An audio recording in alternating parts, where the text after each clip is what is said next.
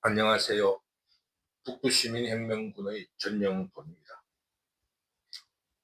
오늘 강의는 윤석열 대통령의 비상계엄령 선포 이후 지금 전반전이 끝이 났습니다. 앞으로 매듭 혹은 수습이 어떻게 되어야 하는가, 이런 문제에 대해서 여러분과 함께 고민해보는 그런 강의를 하도록 하겠습니다.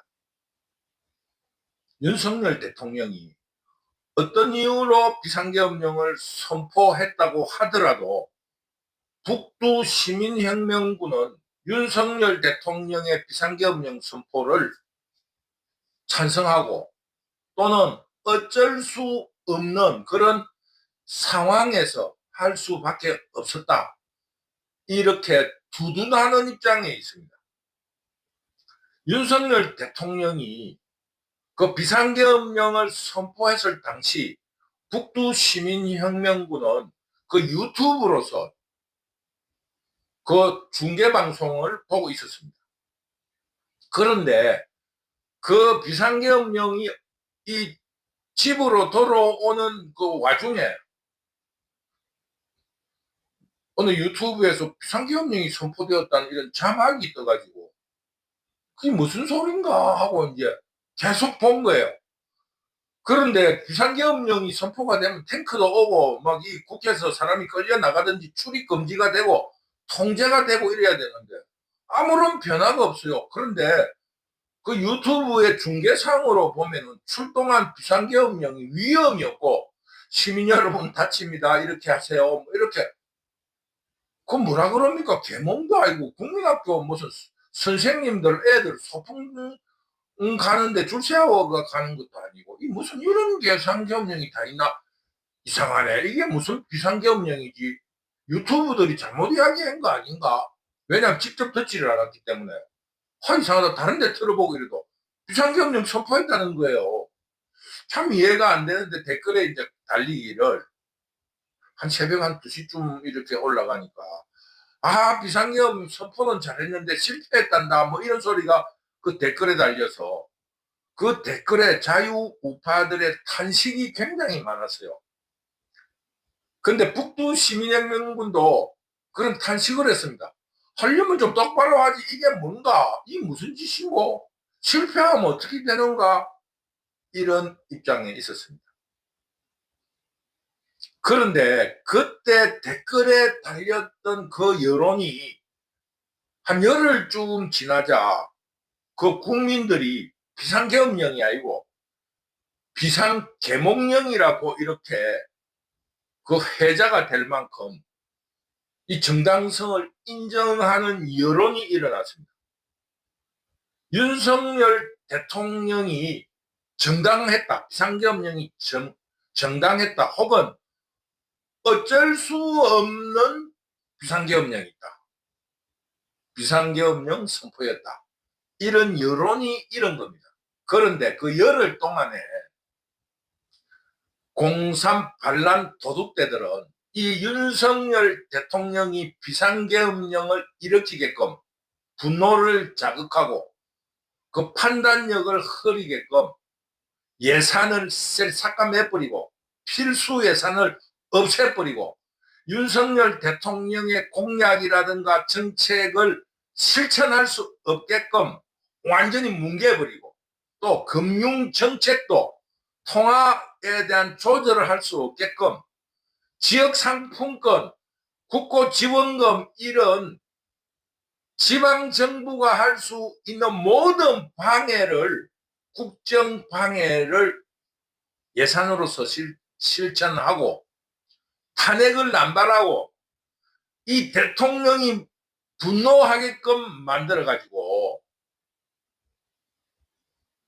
윤석열 대통령이 비상계엄령을 선포하면은 내란으로 잡아들이기 위해서 비상계엄령이 선포하면은 소속 국회의원들이 어떻게 움직이고, 또 지금 해산을 의결을 하려면은 3분의 과반수만 있어도 된다. 하여튼 그걸 하기 위해서 그 국민의힘 당에 간첩질을 하는 중도라고 하는 이런 놈들은 어떻게 포섭을 할 것인가라는 프로그램을 가지고 비상계엄령이 선포하자 모든 그 공산 반란 도둑대들이 국회에 집합을 해서 비상계엄령 해제를 의결시키면서 윤석열 대통령을 내란범으로 몰아가는 그 프로그램을 짜가지고 그 함정을 파고 기다리고 있었던 것입니다.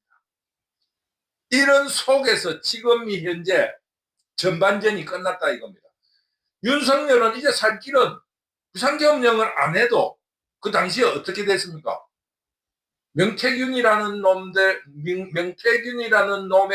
가짜 뉴스를 바탕으로 김건희 여사가 국정을 개입했다는 명목으로 탄핵 소추를 의결하려고 하고 있는 이때에 이판사판이다. 그래서 윤석열 대통령이 함정을 파는 것도 알지만은 비상계엄령을 선포했고 또 그 함정에 빠진 윤석열을 탄핵 소추시키고 또 내란범으로서 기소를 하는 이런 데까지 오게 된 것입니다. 이게 이제 1차적인 전반전의 프로그램이다 이겁니다. 윤석열 대통령이 북두 시민혁명군이 판단할 적에는 그때 비상계엄령을 일으키지 않더라도 4월달쯤에는 윤석열 대통령이 박근혜 대통령과 같은 가짜 선전 선동으로 탄핵소추를 당하게 되었다. 그렇게 되면은 윤석열 대통령은 우군도 없고 국민의힘 당 내부에서 반란이 일어나고 이름으로써 탄핵소추를 고스란히 그 헌법재판소에서 인용당하는 이런 그 한계 상황에 이르렀는데 그대로 당할 수는 없다. 그래서 비상계엄령을 선포했고 비상계엄령이 선포하면 어떻게 하겠다라는 프로그램을 다 짜놓고 기다리고 있던 그 반란 도둑대들, 그 공산 반란 도둑들에 의해서 내란범으로서 기소가 되고 탄핵 소추로서의 헌법재판소의 그 심판을 기다리고 있는 요까지가 1차 프로그램이다 이겁니다. 이제 윤석열 대통령도 국민들을 등에 업고 그 싸워야 된다라는 그 후반전이 있는데 어쨌거나 윤석열 대통령도 국민들의 지지를 얻고 개몽령이다. 어쩔 수 없는 그런 비상계엄령이었다. 내란이 아니다라는 국민들의 여론을 업었다는 것까지로서 윤석열 대통령은 성공을 했고 또 탄핵 소추를 의결시키고 형사적으로 내란범으로 기소했다라는 공산 좌파들의 그 기획도 프로그램도 성공했다 이겁니다. 1차적으로 볼 적에는 윤석열 대통령이 성공했다고 북두시민혁명군은 생각합니다. 왜냐? 윤석열 대통령이 국민들의 지지를 얻지 못하고 내란범으로 몰려가지고 박근혜 대통령처럼 됐다고 하면은 정말 실패예요. 그러니까 윤석열 대통령이 4차 변론까지 하면서 비상계엄령을 선포했다. 거기에 대해서 북두시민혁명군은 동의한다 이겁니다. 이제 윤석열 대통령의 의도가 전반전에서 콜드게임이 된 것이 아니라 윤석열 대통령의 의도대로 이루어졌다. 이것으로서 전반전이 끝나고 후반전은 어떻게 될 것인가에 대해서 한 말씀 드리도록 하겠습니다. 우선적으로 이번 비상계엄령에서 그 나타난 현상의 하나가 그 군인들이 이 얼마나 썩어 빠졌는가 하는 것이 여실히 드러났다는 겁니다. 이 가장 그 상징적인 사건이 군에서 제일 강하다는 특전사, 쉽게 말하면 특공대 대장이라는 놈 둘이가 하나는 707 여단장, 하나는 특전사령부, 이 두 놈이 눈물을 찔찔 흘려요. 그런데 여자 군인이 뭐라 그럽니까? 여자 장군이 남자가 한 번 나서 한 번 죽는다고 당신들이 특전사령관으로서 부하들을 가르칠 때 그렇게 가르치놓고 눈물을 질질 흘리느냐. 이 여성 그 군인들에게, 여군에게 아주 조롱거리가 되는 그것이 가장 상징적인 장면이라 생각됩니다. 북두 시민혁명군이 만약에 10대 뉴스를 정하라 하면 그 우는 놈들의 얼굴이라고 생각해요. 그런데 이런 일이 왜 일어났느냐. 이거를 가만히 생각해 보면 나라에 충성을 하면 12.12 사태, 그 나라에 충성을 하면은 배신자, 반역자가 되고, 나라에 반역을 하면은 민주유공자가 되는 어처구니 없는 공산 반란 도둑대들의 끊임없는 공작과 역사 왜곡에서 비롯된 것이다. 북두 시민혁명군은 이렇게 판단하는 겁니다. 저 김영삼이 IMF로서 그 나라의 경제만 망친 것이 아니라 과거사를 청산한다는 이런 이름으로 자신을 괴롭힌 전두환 대통령에게 정치 보복을 하기 위해서 과거사 청산위원회라는 이런 제도를 만들어서 광주 민주화 유공자라는 사람은 완전히 말이야 국가 반란을 일으켰는데도 충신이 되고, 그 혼란기에 대통령이 시해되는 그 혼란기를 틈타 일어났던 반란군을, 그 사회 혼란을 진정시킨 군인들은 모조리 반란군으로 몰아서 감옥을 살리고 연금을 박탈하고 온갖 반역자로서 이 보복을 하는 이런 일이 국가 정의나 공동체 의식을 허물어뜨리게 했다.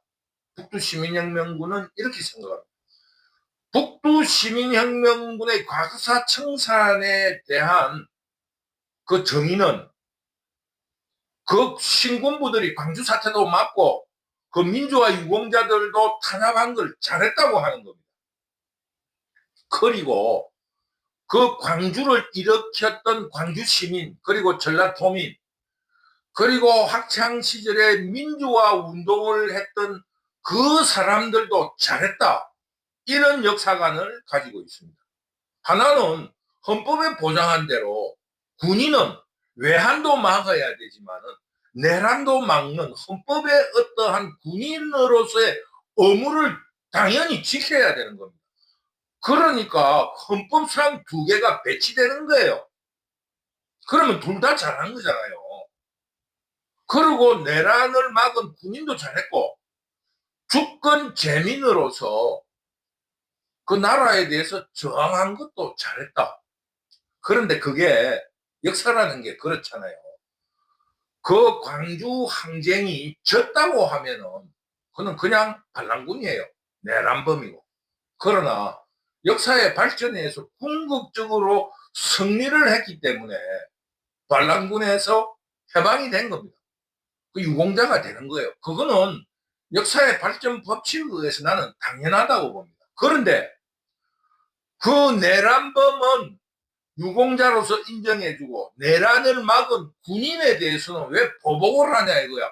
그 사람들도 훈장을 줘야 된다는 것이 북두 시민혁명군의 주장입니다. 그럼으로써 지금 현재 그 얼빠진 김영삼에 의해서 이 나라는 반역을 하게 만들어 놓은 거예요.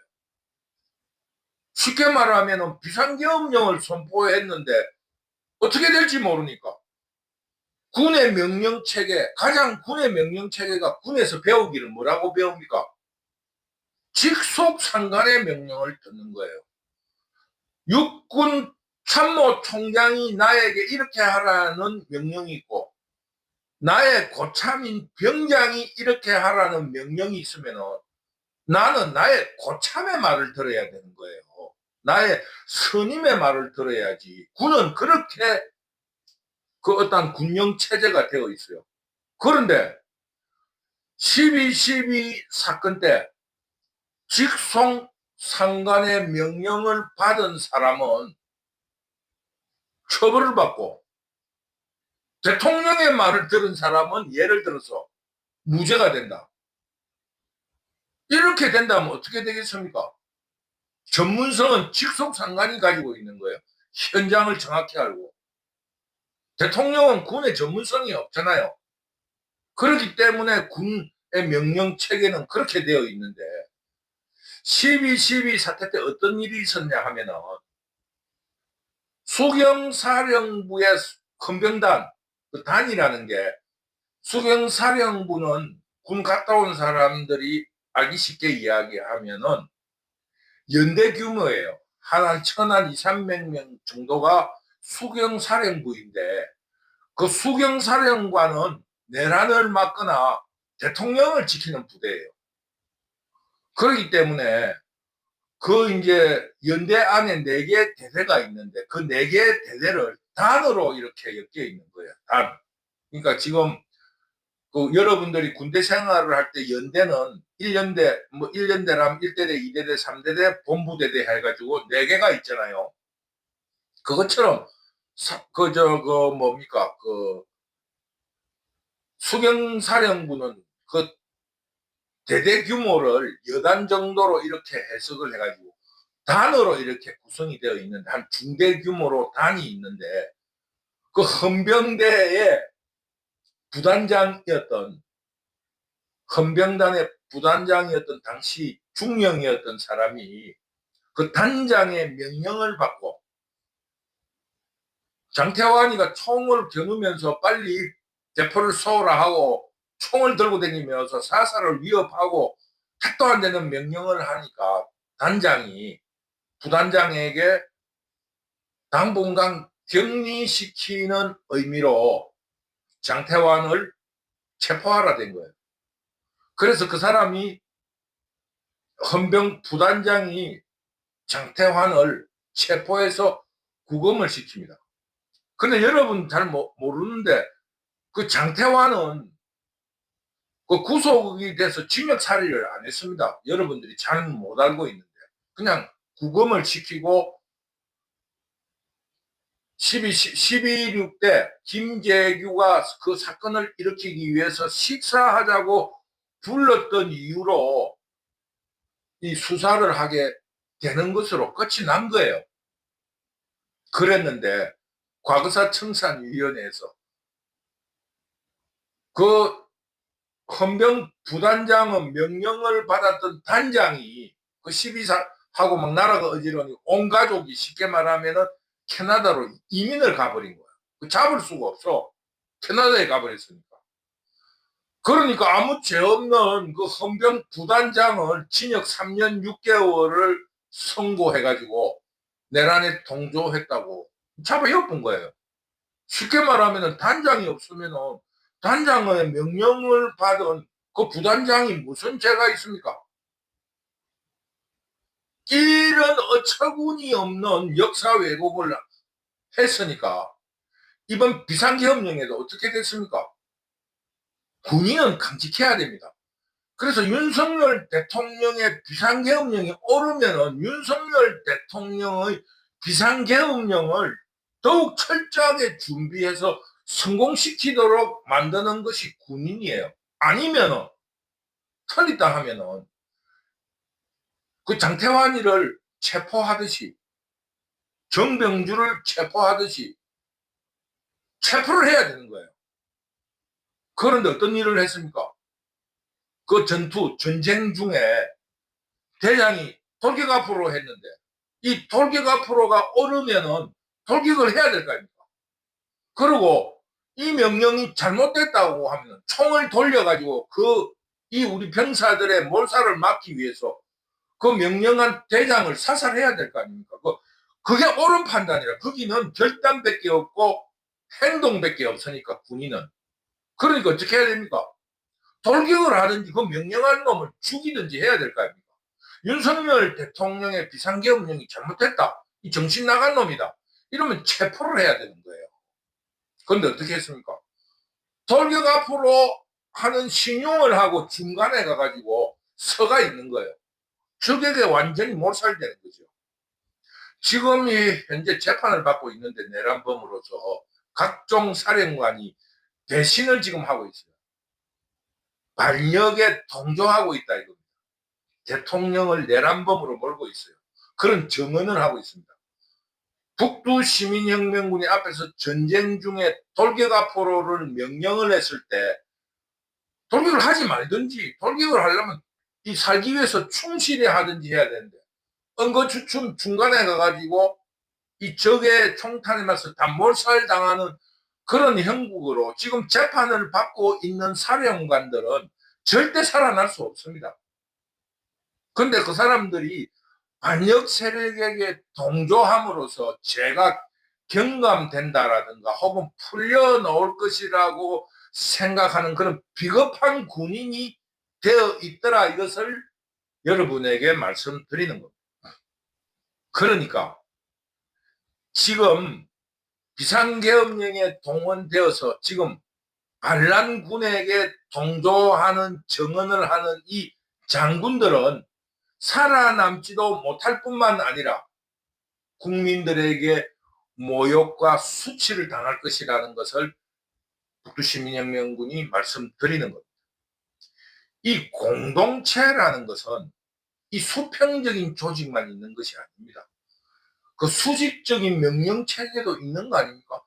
그 일선에 있는 사람들이 있고 그 어떤 이론적으로 정책을 만드는 사람이 있는데 그 밑에서 정책을 만들어서 명령하는 사람에 대해서 밑에 아무것도 모르는 그 일선에 있는 놈들이 평가를 하면서 무시한다 이러면 그 공동체는 존재할 수가 없습니다.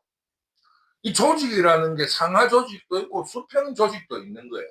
그런데 지난 87 체제 이후 약 한 45년간 한국 사회의 건의를 중심으로 한 상하 조직이 완전히 붕괴되어 있더라는 것이 이번 비상계엄령에서 밝혀졌다는 것입니다.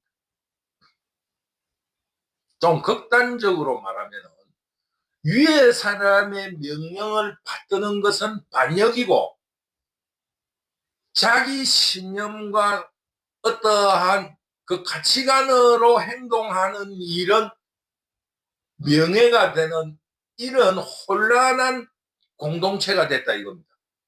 자기의 가치관과 자기의 신념은 하나의 개인적인 생각에 불과한 겁니다. 그러므로 그 이 인류가 발전해 오면서 어떻게 됐느냐? 개인의 판단에 맡기지 않고 법과 제도라는 이름으로서 그 견제와 균형을 갖춘 법과 제도에 따르는 행위를 그 공동체 구성원에게 요구하게 된 겁니다. 개인의 신념이 우선하는 게 아니에요.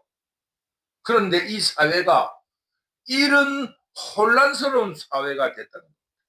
이거는 하루빨리 청산해야 될 지금 그런 사회 문화를 할 수 있어요. 지금 한국 사회가 얼마나 문란해졌는가 이것이 이번 비상계엄령에서 밝혀졌다. 그러니까 윤석열 대통령이 그 비상계엄령을 선포한 것은 이런 이유로 인해서 모노드라마 윤석열 대통령 혼자의 발부둥에 그쳤고 그로 인해서 윤석열 대통령이 지금 위기에 맞고 있다. 이런 뜻을 말씀드리는 겁니다. 쉽게 말하면 우리 국민들이 그 공산 반란 도둑대들의 거짓 선동에 속지 않고 그 깨어있는 정신으로 지금 한국 사회가 어떻게 문란하고 있는가를 알고 있었다면 윤석열이가 탄핵 소추의 위기에 몰려있지도 않았을 뿐만 아니라 예산에 삭감도 없었을 거고 그런 무지막지한 탄핵 소추도 없을 거라 이겁니다. 우리나라에 지금 법무부 장관이 없어요. 또 행정안전부 장관도 없고 국무총리도 없고 대통령도 없습니다. 방송통신위원장도 없었고 또 헌법재판관도 없었어요. 그런데 지금 탄핵 국면이 들자 자기들의 공산 반란군들이 자기 뜻대로 함정에 빠지자 헌법재판관도 임명하고 이렇게 된 거 아닙니까? 그러니 윤석열 대통령은 그 고독감과 위기, 어차피 당할 일이니 죽기 살기로 비상계엄령을 선포한 겁니다. 그렇기 때문에 어떻게 됐습니까? 모노 드라마이면서 윤석열 대통령이 지금 하고자 했던, 대통령이 되면서 주장했던 나라를 위해서 나라를 바로 세우고 이 도둑놈들을 잡겠다라는 그걸 하기 위한 주도 세력을 만들지 못한 거예요. 앞에서 말했듯이 대통령의 건의에 불복하는 것이 충성이고 그 상하 조직의 명령을 따르는 것이 반역이 되는 이런 정치 사회의 문화가 40년 동안 만들어져 있었다 이 말입니다. 그러므로 윤석열 대통령은 위기에 빠졌다. 그런데 앞에서 주장했다시피 계몽령으로서 국민들이 깨달음으로써 여론이 윤석열 대통령을 지지함으로써 윤석열 대통령은 대치 국면을 만들면서 전반전을 끝냈다라는 그 위대한 정치적 업적을 남겼다. 북두 시민혁명군은 이렇게 판단합니다. 물론 아직은 위기 상황이 계속되고 있다. 이렇게 생각하는 거예요. 얼마만큼 윤석열 대통령이 외로웠는가. 대통령을 배출한 정당이 배신하고 소속 국회의원들이 대통령을 내란범으로서 포로로 잡아서 반란 도둑대에 넘겨주기 위해서 혈안이 되었고 또 대통령을 보좌하는 국무위원인 내각들이 배신을 하면서 윤석열 대통령은 고립되었으며 또 대통령실의 참모와 비서들이 대통령을 돕지 않고 또 대통령을 경호하라는 경호처가 대통령을 체포해서 그 반란 도둑들에게 갖다 바치려고 하는 이런 사회 문란과 상하 조직의 문란, 그 배신이 충성이 되는 이런 역사 왜곡과 도덕적인 혼란을 마구마구 하고 있었던 것입니다. 이런 것을 목격한 국민들이 위기의식을 느꼈다고 북두시민혁명군은 생각합니다. 이 윤석열 대통령이 비상계엄령을 잘했다 못했다는 것은 그 다음 문제고 윤석열 대통령이 혼자서 싸우고 있구나. 우리가 도와야지. 이런 이 한국 민족이 그 민족성이 드러난 겁니다. 약자를 돕자.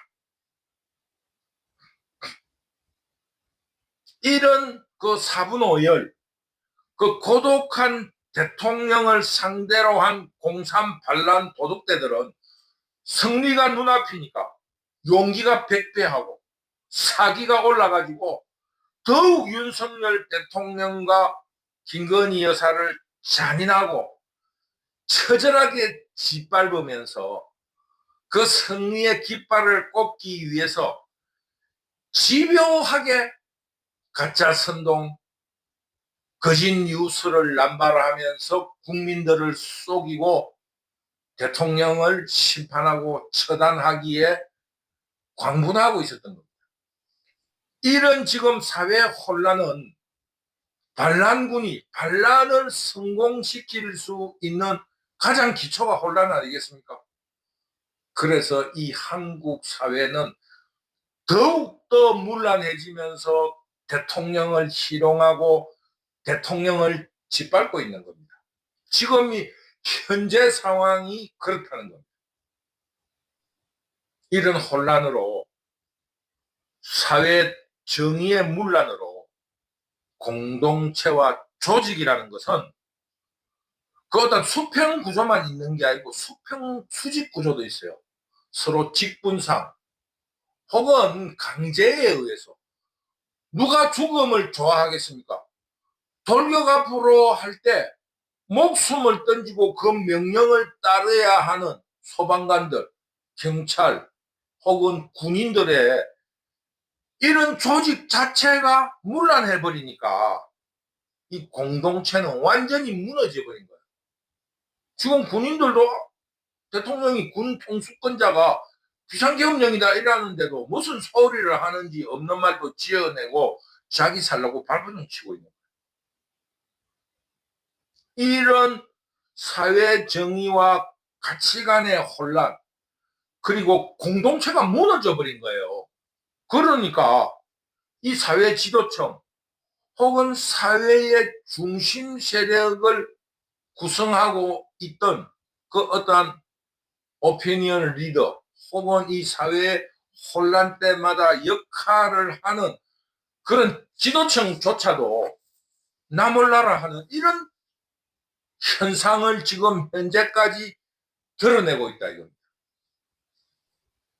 이런 사회 혼란과 지도층들의 무책임 그리고 사회 정의의 혼란은 급기야 국방의 의무를 하고 있는 자식들의 군부대에 전화를 하고 항의를 하면서 군 작전권까지 개입하는 이런 극도의 국가 멸망 시기를 우리가 경험한 겁니다. 왜 우리 아들을 대통령 잡으러 가는데 끌고 갔느냐? 이게 말이 되는 겁니까? 이런 공동체 붕괴 현상을 우리 국민들이 목격한 겁니다.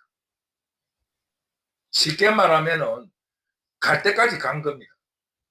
앞에서 말했듯이 그 12.12 사태로서 과거사 청산을 하면서 그 어떠한 정치 후진국의 심판대 역할을 하는 국가무력, 공권력의 최고 기관인 군이 완전히 문란하고 또 반역이 충신이 되고 국가와 사회의 혼란을 진정시킨 세력들이 반역이 되는 이런 공산 반란 도둑대들이 이런 혼란이 그들의 반란과 도둑질을 하기 좋다라는 이런 조성과 함께 이 사회를 혼란시켜야 되니까 무슨 군인권위원회니 이런 온갖 인권과 민주라는 이름을 덧칠한 단체들이 아무런 전문성도 없이 감정과 거짓과 가짜 뉴스로 이 사회를 그동안에 혼란시켜 왔기 때문입니다. 그러므로 지금 한국 사회에는 정의가 없다 이겁니다. 지금 한국 사회에는 전문가도 없어요. 군인권위원회 그게 군에도 갔다 오지 않는 놈이고 군사 교육도 받지 않는 놈이 그 군인권위원장이라면서 다니면서 온갖 반역질을 조장하고 있는 겁니다. 군을 얘기해서 그렇지 군뿐만 아니고 온갖 곳에서 반란을 해책하고 있다 이겁니다. 이런 현상에 대해서 급기야 어떤 문제까지 생겼는가? 법과 제도만으로는 사회 정의와 상식을 이룰 수 없다. 이런 논리를 반란 세력들이 조장하고 있습니다. 이런 문제를 헌법을 지켜야 된다는 헌법재판관들이 주장하고 있다 이겁니다. 자신들의 신념과 가치관이 옳다라고 주장하는 신적인 그런 위치로서 행동하겠다라고 하는 과대망상이 드러납니다. 이것은 어떤 의미에서 보면은 이재명을 찬양하는 말입니다. 이재명이 정가가 오범이고 지금 재판을 5개를 받고 있는 이것은 법과 제도로서는 위법이지만은 그 사람 이재명의 가치관과 어떠한 사회 정의로서는 옳다라는 이재명의 찬양하는 또 다른 말이다. 그건 뭡니까? 법과 제도가 없고 한 개인의 그 어떠한 가치관과 정의가 옳다고 하면은 왕이 돼야 될 거 아닙니까? 그게 바로 지금 공산 좌파들이 국민들에게 여론이 밀리자 법, 법과 제도만으로는 그 사회 정의가 지키지 않는다고 해요. 이런 맞는 것 같아요. 그러나 우리 인류의 역사 과정을 훑어보면은 그래도 법과 제도가 옳다라고 믿고 있습니다. 물론 부분적인 오류는 없을 수 없어요. 그런데 한국에 언제부터 그렇게 법치가 철저하게 이루어졌습니까? 근대에 들어서도 봅시다. 현대에 들어서도 봅시다. 윤미향이 당선 무효형을 받았는데 재판하는데 5년 걸려가지고 임기가 끝났어요. 그게 정의입니까? 지금 2심으로서 징역 3년을 선고받은 황운하가 그 자범이 이 국민들을 지도하는 법을 만든다고. 박은정, 조국혁신당의 박은정, 자기가 검사로서 박은정의 남편, 자기가 검사로서 국민의 세금으로서 봉급을 받으면서 수사를 하고 그 범인의 재판에 고액의 수임료를 받고 변호사로서 활동한다. 여러분 어떻게 생각해요? 그러자 한국 변호사협회에서 고발을 했어요. 이해 충돌로서 맞지 않는 일 아니야. 여러분 생각해 보세요. 그러자 박은정은 그 돈으로 비례대표를 사서, 비례대표는 특별당비라는 이름으로 돈으로 되는 거예요. 그 돈을 비례대표 표를 넣는 데 쓰고 현수막으로 쓰고 광고비로 쓰는 거예요. 그러고 지역구에 현수막 값을 하라고 보태주는 거예요. 그거로 비례대표가 되어가지고 자기 남편을 구출하려고 맹활약을 하고 있습니다. 얼마나 웃기는 겁니까? 이러면서 한국의 법치가, 지나친 법치가 이루어지고 있기 때문에 사회 정의와 상식이 이루어지지 않는다고 말하는 그게 맞는 말입니까? 이런 그런 어처구니 없는 발언들을 해대는 이 반란 도둑대들에 대해서 우리 국민들은 알고 있는 거예요. 우리나라가 그렇게 쉽게 말해서 우습게 보이나 아무리 그렇지만은 그런 놈들에게 나라를 맡길 수는 없다. 이것이 바로 지금 현재 국민들이 윤석열이를 지지하는 이유라고 봅니다. 우리가 현대사의 성취로서 세계 10위 국가를 만드는 민족이고 국민인데 어떻게 저런 욕쟁이 자범 도둑놈들에게 나라를 맡길 수 있겠느냐? 우리 국민이 그렇게 개돼지로 보이느냐? 이런 붕괴가 윤석열 대통령을 지지하고 구출해내겠다라 하는 여론으로 나타난 것이라고 북두시민혁명군은 판단합니다. 그러니까 공산 반란 도둑대들의 반란과 그 자범 정과 오범 이재명을 절대 국가 지도자로 모실 만큼 우리 국민들이 어리석고 허접하지 않다. 이런 것을 윤석열 계몽령을 통해서 실체적 행동으로 나타내고 여론이라는 이름으로 의견을 표시한 것이다. 북두시민혁명군은 이렇게 생각합니다. 한국 역사를 둘러보면 반란군들이 일시적으로 국민을 속이고 국토를 유린하였지만 결과적으로 성공한 것은 한 건도 없습니다. 한국에서 반란이 성공한 것은 한 번도 없습니다. 가까운 예를 들어보면 고려의 멸망도 원나라에 의해서 실질적인 속국으로 한 200년을 살면서 참지 못한 국민들이 이성계를 지도자로 뽑으면서 그 식민지를 탈출하려고 한 것입니다. 이성계가 반란을 일으켰다. 북두시민혁명군은 그렇게 생각하지 않습니다. 나라가 있어야 반란을 일으키죠. 한국의 그 몽고 침입으로 인해서 약 한 200년간 그 원나라의 지배를 받았으니까 거기서 독립했다고 볼 수 있어요. 해석에 따라서는. 또 조선은 어떻게 망했습니까? 반란을 일으킨 게 아니고 왕이, 그때 주권을 가지고 있었던 왕이 계약서로서 나라를 일본에게 넘겨준 거예요. 병합을 한 거예요. 병합. 일본하고 합친 거예요. 뭐 우리는 지금 식민지라고 이러하는데 물론 정치적으로 식민지 맞아요.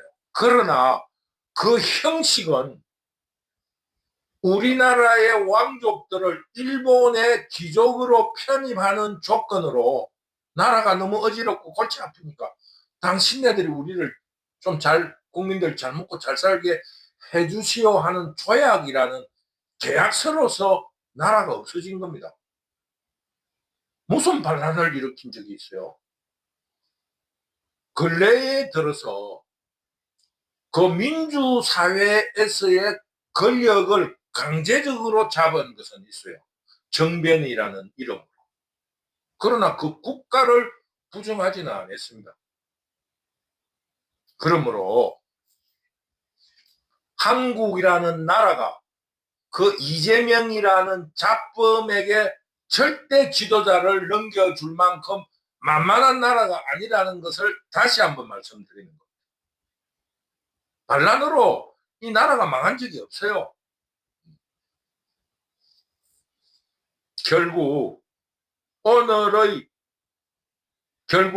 오늘 한국의 위기도 국민들이 설기로서 정상화시켜 나갈 것이라고 확신하고 있습니다.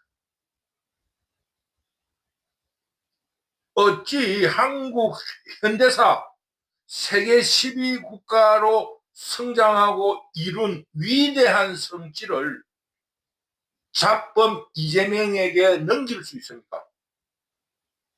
절대 넘기지 않는다고 믿습니다. 개인의 자존심이 있지 않아요? 내가 그래도 이재명보다는 모범적이고 깨끗하게 살아왔는데 어떻게 그런 잡범의 지도자를 모시고 그 양아치도 아니고 조직폭력배도 아닌 내가 왜 그놈의 말을 들어야 하겠습니까? 그 자존심의 문제 아니겠어요? 또 자식들과 혹은 나라의 미래를 위해서라도 우리 아들이 그런 놈들의 지도를 받아서 어떻게 똑바른 놈이 되겠는가 하는 이런 우리의 살아왔던 경험에 의해서라도 어떻게 그런 그 잡범들에게 황운하 전가 3번, 징역 3년, 박은정, 조국, 이재명 이런 놈들의 지도를 받게 하겠느냐. 이거는 정말 국민의 자부심이고 그 어떠한 명예심을 깡그리 짓밟는 행위라고 북두시민혁명군은 생각합니다. 그러므로 이 후반전 윤석열 대통령이 이룬 비상계몽령에 의해서 이 후반전은 반드시 윤석열이 이겨내고 또 이겨내기 위해서 우리 자유시민들이 맹렬히 투쟁할 거라고 믿습니다. 이런 공산 반란 도둑대들의 가짜 뉴스와 거짓 선동에 절대 속지 않는다. 이렇게 북두시민혁명군은 확신하고 있습니다. 그러므로 우리 자유시민 여러분들도 절대 쫄지 말고 확신과 신념으로서 힘껏 자유한국 헌법 수호를 외치면서 몸으로 행동하고 실천하는 위대한 시민의식을 보여줍시다. 그렇게 된다면 헌법재판관들도 계몽에서 깨어날 것이고 또 왜곡되어 있는 사법부도 정신을 차릴 것이다. 이렇게 확신합니다. 이제 우리 모두가 봐왔듯이 사법고시를 붙었고 판검사를 했다고 훌륭한 사람이 아니라는 것을 여러분이 깨닫고 우리 자유시민이 저들을 계몽시킨다. 이런 신념과 확신으로 자유민주주의 또 자유한국의 미래를 위해서 우리 모두 더욱 처절한 투쟁에 나섭시다. 오늘 북두시민혁명군의 강곡한 어떠한 호소 혹은 시국 판단에 대해서 시청을 해주셔서 감사합니다. 다시 한번 결론을 말씀드리면 이 윤석열 대통령이 그 공산 반란 도둑대들이 그 노리고 있던 비상계엄령을 선포하게끔 만드는 분노 게이지를 올리고 자기들은 함정, 내란범이라는 함정을 파놓고 콜드게임 한 3회전이나 4회전에 초전 박살나는 윤석열 대통령을 우리 국민들이 늦게나마 깨달아서 전반전을 팽팽하게 이끌고 나오게 만들었다. 아주 훌륭한 우리 국민들의 태도를 보였다. 이제 후반전은 윤석열의 시간이다. 반드시 윤석열 대통령이 그 후반전을 매듭을 승리로 이끌어 나갈 것이다. 그러나 그 승리는 혼자만이 아니고 우리 국민과 함께 할 때 승리할 수 있다. 이런 것을 잊지 마시고 우리 자유우파 시민들이 윤석열 대통령을 맹렬히 응원하고 지지해달라는 부탁을 드리면서 오늘의 긴 강의를 마치도록 하겠습니다. 북두시민혁명군을 응원해 주시고 이렇게 무럭무럭 자라게 해주셔서 감사합니다. 감사합니다.